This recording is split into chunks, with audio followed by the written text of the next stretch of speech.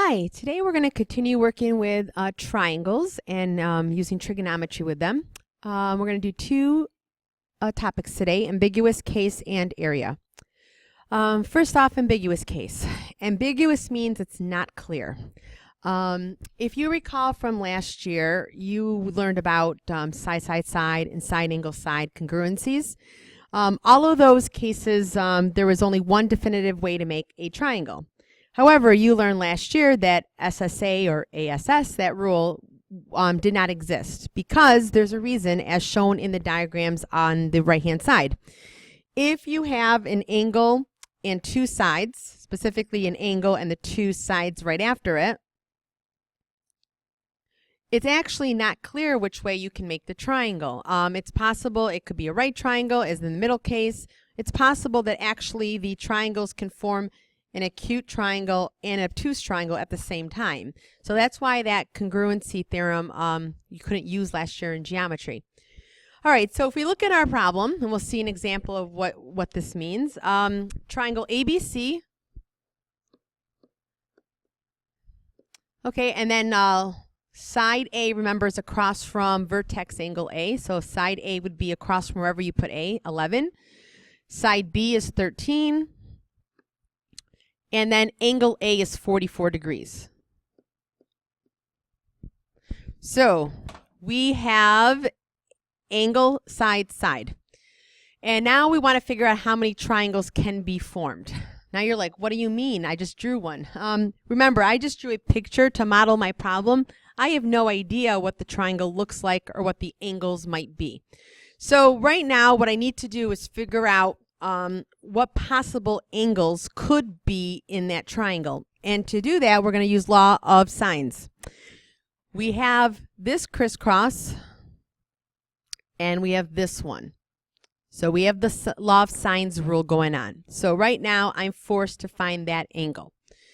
All right, so 13 is the side over sine of x, its buddy, equals side of 11 over the sine of its angle, 44.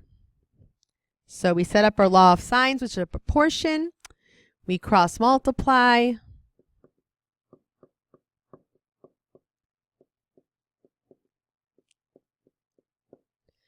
And then we're going to divide over the 11 to get sine x by itself.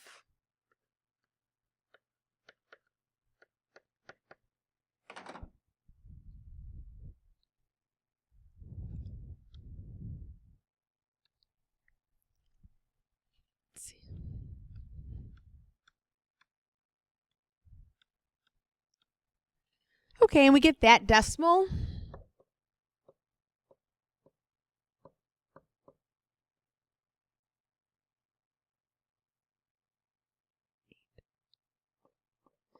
And then to find the angle, we do sine inverse.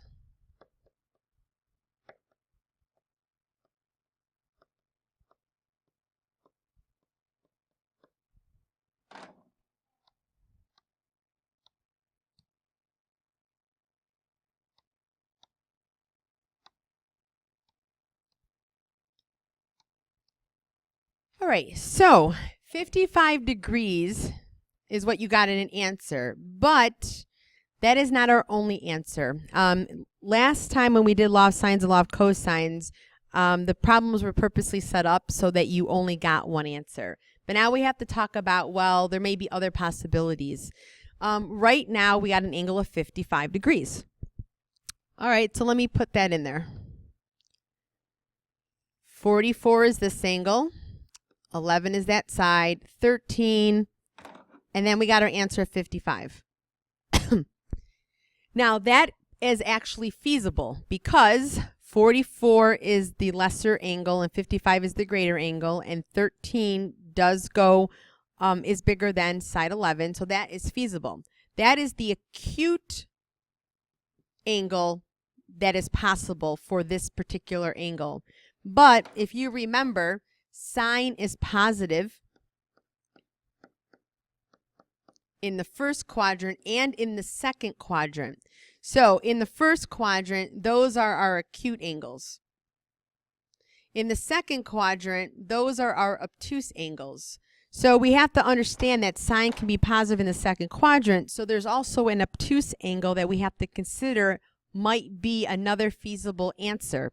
So to get the acute angle, or to get the obtuse angle, you know it's going to be 180 minus 55 equals 125.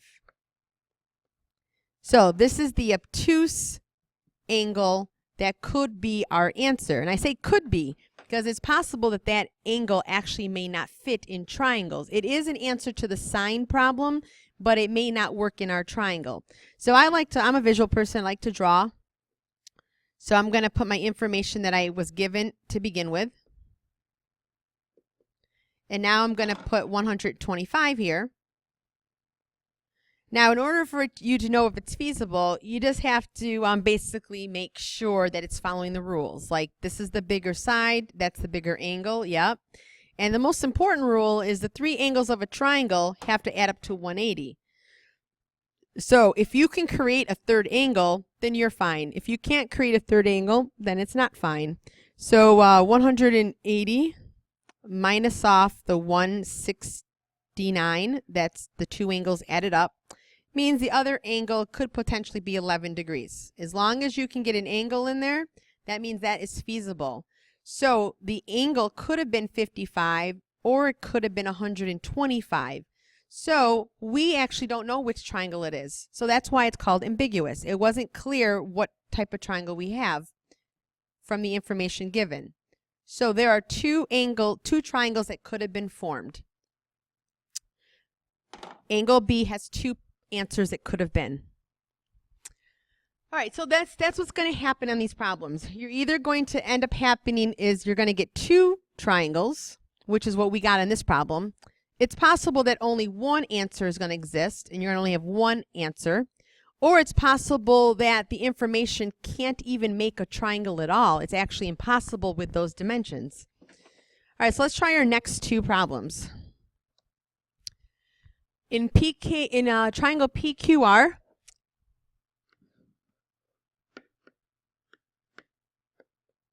side P is 14, side R is 12, and angle P is 45. So how many triangles can you make? So again, I'm forced to go with the flow. I'm forced to find angle R. So we're going to set it up. Side 12 over sine of its angle x equals side of 14 over the sine of its buddy angle 45 degrees. We're going to cross multiply.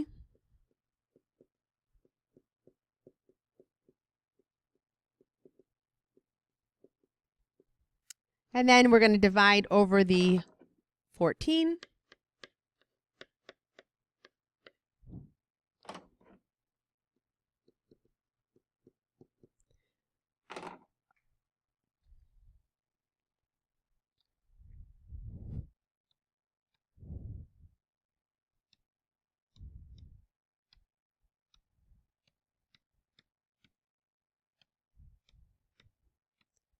All right, and that gives us a value of 0.60609152767.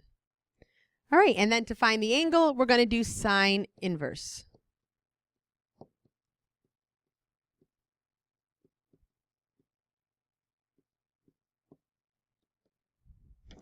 And every time you do sine inverse, because you're doing the positive value, you're always going to get the acute angle answer. So we know that 37 degrees is one possibility of the measure of the angle. So this is the acute angle. And then we have to realize that sine is also positive in quadrant 2. So you have to also figure out what the obtuse angle answer could be. And that's going to be or 180 minus 37, which is 143. So those are technically both the answers to the sine part. But now I have to see if the acute and the obtuse angles are feasible. You don't have to draw a picture, but I like to. First, I'm going to put the original information back in my picture. And then I'm going to clone it. That way I can take care of both cases. Okay, so the acute angle. Let me lower that. If I have angle R, which was down here, if I put 37 here, is that feasible? Well, that's lower angle, lower side, lower angle, or higher angle, higher side. That's feasible. Can I create a third angle? So 45 plus 37 is 82. And 180 minus 82 is 98. So on that particular instance, we can form a triangle. All the rules work. This triangle works out. If I put 143 there, 45 plus 143 already adds up to 188. And you're like, wait a minute, a triangle can only add up to 180. And that's correct. So that means that this answer cannot possibly happen. That doesn't exist. So this answer is a reject. And this time you only get one triangle that can be made.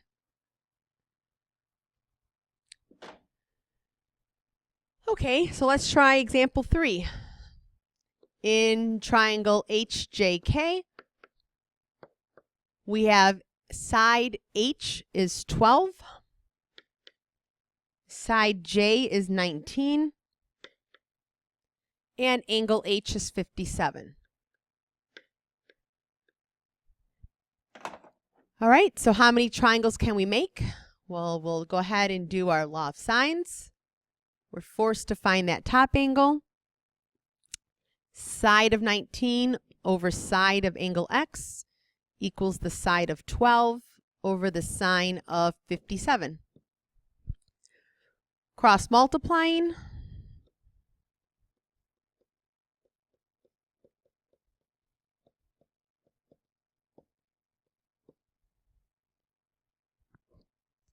All right, dividing out 12.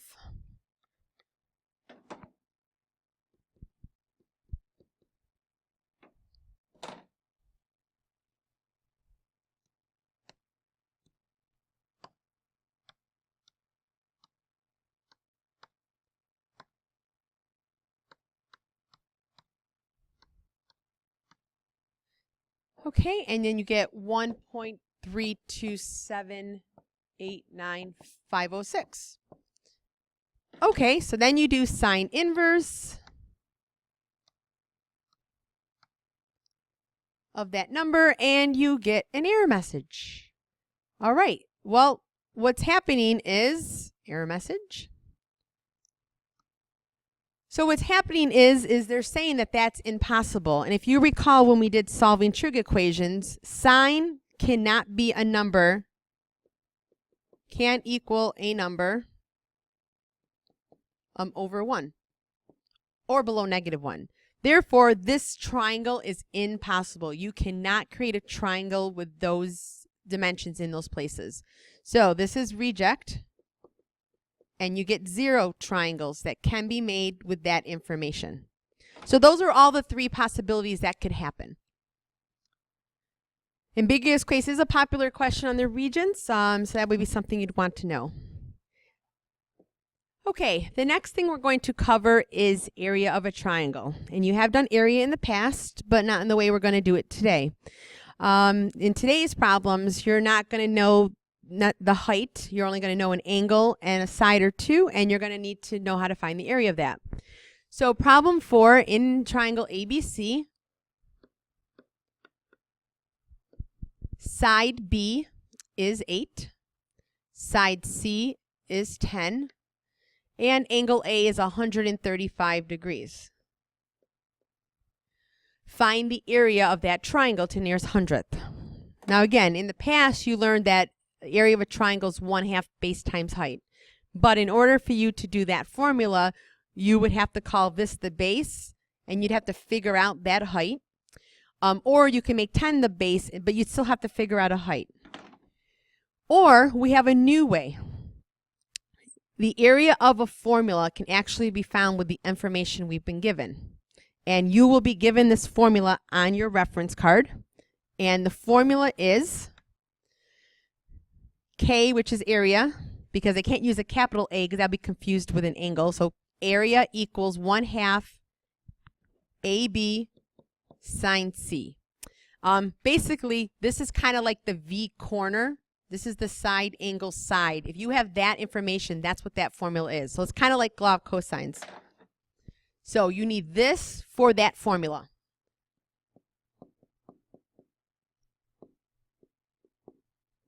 These are the two sides. This is the angle in between the two sides.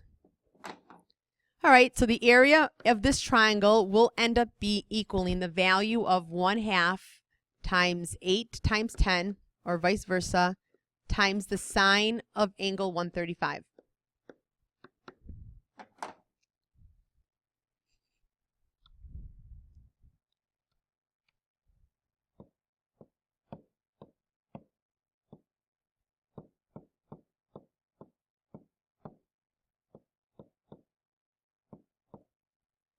And so that triangle will have an area of 28.28 square units, whatever the units are. All right, that is your most basic type. Now there is another formula that you see down below, and this formula is not given to you on the formula card. It looks rather difficult, but this would actually prove really handy when you're given all three sides. That is a much easier formula to use than doing it with using the K formula, because the K formula requires an angle. So on number 2, if you're only given 3 sides, you'd have to actually do more work to find an angle in order to use that formula. And you'll see in a minute what I mean by that. But right now we're going on to example 5. We have a parallelogram. And if you remember, a parallelogram has 2 sets of parallel sides. And we have the sides are 6 and 11. It doesn't matter which one you call which, but I'm going to go with what my picture shows. I have a smaller side 6 and a larger side 11. And the included angle, this just is a fancy way of saying the angle between those 2 sides. So you have to figure out the area of the parallelogram. Well, if you see that if you draw in this line right there, you actually just created a triangle. And actually, there are 2 congruent triangles. That triangle is actually congruent to the other triangle. You don't have to fill it in, but if we actually do opposite sides are equal and opposite angles are equal, you'll see that that's the exact same triangle. So basically, what you have to do to answer this question is understand that it's the area doubled, because once I find the area of this one, I double it to find the area of the parallelogram.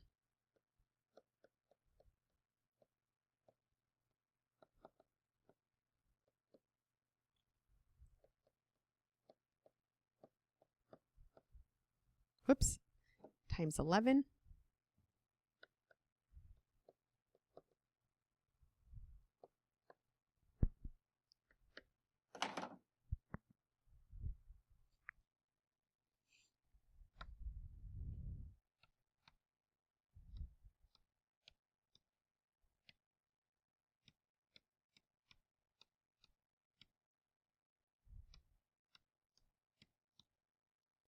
Okay, now that is the area of the one triangle.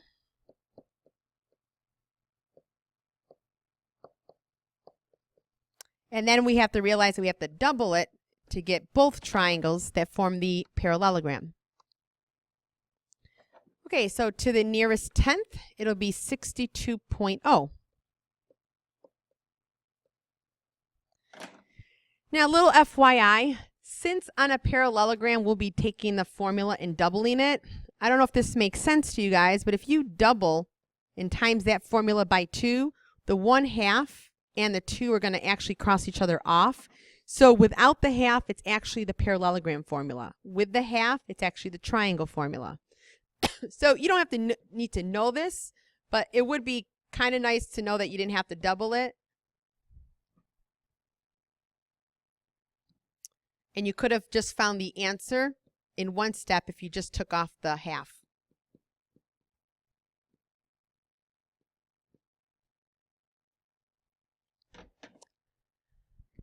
Okay, 2 more problems. We're still dealing with area. Those 2 are kind of more of the basic type. So on example 6, we want to know what the area of triangle DEF is. Oh, excuse me. They actually tell you what the area is. So this is triangle DEF.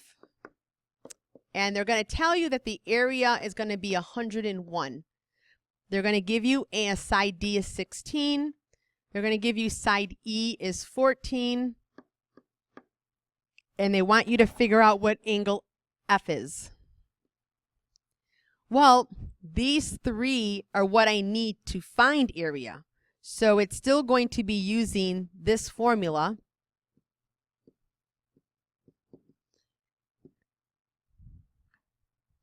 And then we're going to fill in all the pieces that we know. So we know what the area is. The area is 101. This stuff, you need the two sides and the angle between. Well, I have the two sides. I just don't have the angle between them. But since this formula relates all three pieces together, I can use that formula then to find out what angle X is. And now we're going to solve using algebra. So I can simplify this, because that's one term, and I can simplify a term down.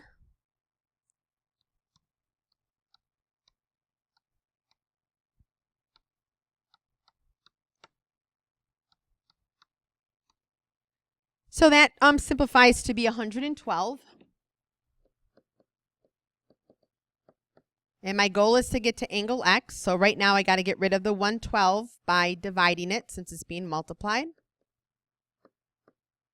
Now you can leave it in fraction form. Instead of converting it to a decimal, you may want to just leave it like that. That's a lot easier to work with than the decimal. And now in order to find the angle, we do sine inverse.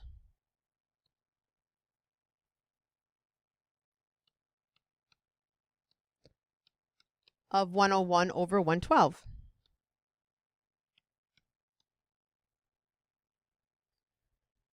Okay, so it says find the measure of angle F to the nearest degree. So right now we have angle F being 64 degrees.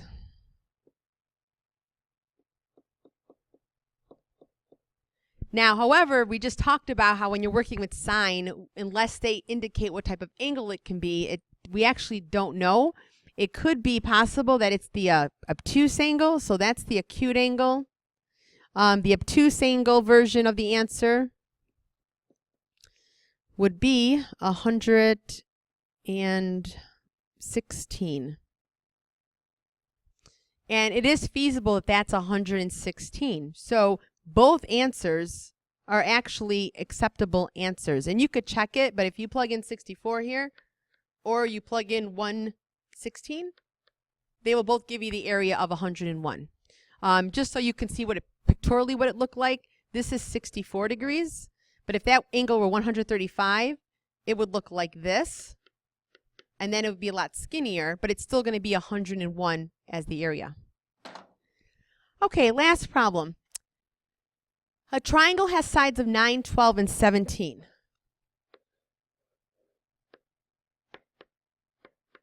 You have to find the area of that triangle. Well, if I want to use my K formula,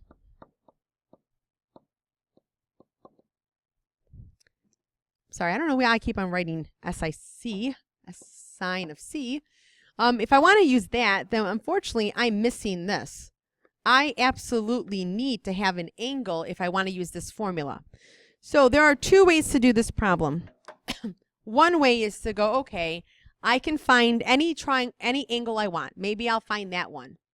Once I find that one, I'm going to use the law of cosines with the oddball guy out. So 17 squared equals 9 squared plus 12 squared minus 2 times 9 times 12 cosine of angle X. Now I can figure that out, and after I find out what angle X is, I can then substitute that angle with sides 9 and 12 into this formula, and I'll be able to find the area that way. That is definitely one possibility. If you like that, fine. I'm going to do the other possibility right now, and the other possibility was to use that other area formula. Now, the only problem is you have to memorize that one. So if you want to, it's actually not that hard. I'm going to show you again what it looks like. So we're going to use this formula right here. It looks really complicated, but all you have to understand is that S in the formula is the perimeter divided in half. So you're going to multiply half the perimeter, and then you're going to subtract each side away from the half the perimeter and multiply all of those underneath the radical. So again, looks complicated, but not as bad as it looks. So K equals square root half the perimeter times half the perimeter minus side 1 times half the perimeter minus side 2 times half the perimeter minus side 3, all underneath the radical. All right, so what's the perimeter? The perimeter equals 9 plus 12 plus 17. So that equals 38. So S would be half of that. S would be 38 split in half. So now all I have to do is put my radical, do 19 for half the perimeter, and then do 19 minus each of the 3 sides.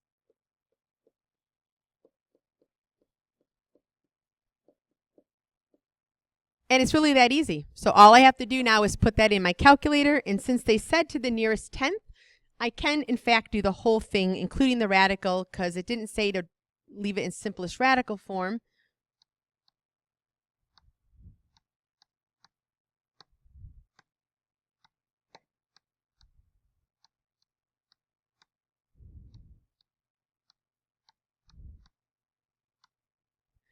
And I get 51.6.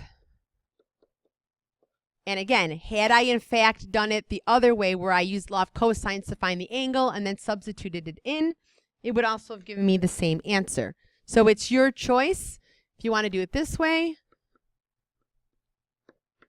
or you want to do it this way, but you're going to have to memorize that second formula.